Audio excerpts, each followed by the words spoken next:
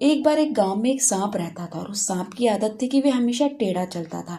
तो एक दिन जंगल के जानवरों ने, शेर ने, बंदर ने, खरगोश ने और बाकी सभी जानवरों ने सांप से कहा कि तुम ऐसा टेढ़ा क्यों चलते हो, सीधा चला करो ना, तुम्हें आसानी रहेगी और तुम भी कहीं पहुंचना होगा तो जल्दी से पहुंच सकोगे। तो सांप ने उन सभी जानवरों को ये कहा कि मैं अपनी आदत नहीं बदल सकता, मैं तो ऐसे ही चलूंगा और मुझे ऐसे चलने में मजा आता है। बाकी के जानवरों ने उससे फिर से कहा कि ये आदत बदल लो, यह बहुत ही खराब आदत है, तुम्हें एक दिन तुम्हें इसी बुरे फंसोगे। लेकिन सांप ने फिर से वही कह दिया कि यह तो मेरी आदत है, मैं तो ऐसे ही चलूंगा और मुझे इसमें मजा आता है।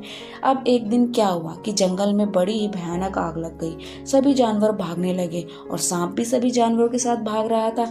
लेकिन उसकी जो आदत थी टेढ़ी चलने की, इसकी वजह से वह पीछे रह गया और बाकी सभी जानवर आगे निकल गए, क्योंकि बाकी के जानवर सीधे भाग रहे थे और सांप टेढ़ा भाग रहा था।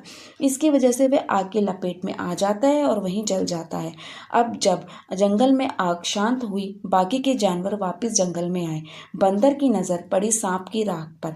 सांप की जो बॉडी थी वह सीधी पड़ी हुई थी, जैसे जलने के बाद कोई चीज सीधी हो जाती है ना, उस तरह से। तो बंदर ने जब उसे देखता है तो हंसकर कहा कि अब सीधा होने का क्या फायदा, अब तुम्हें सब ने कहा था कि सीधे हो जाओ, तब तुम सीधे नहीं हुए और अब मरने के बाद सीधे पड़े हो। दोस्तों, इस कहानी से हमें यह शिक्षा मिलती है कि वक्त रहते ही सीधे हो जाओ, समझ जाओ, वरना बाद में बहुत पछताओगे।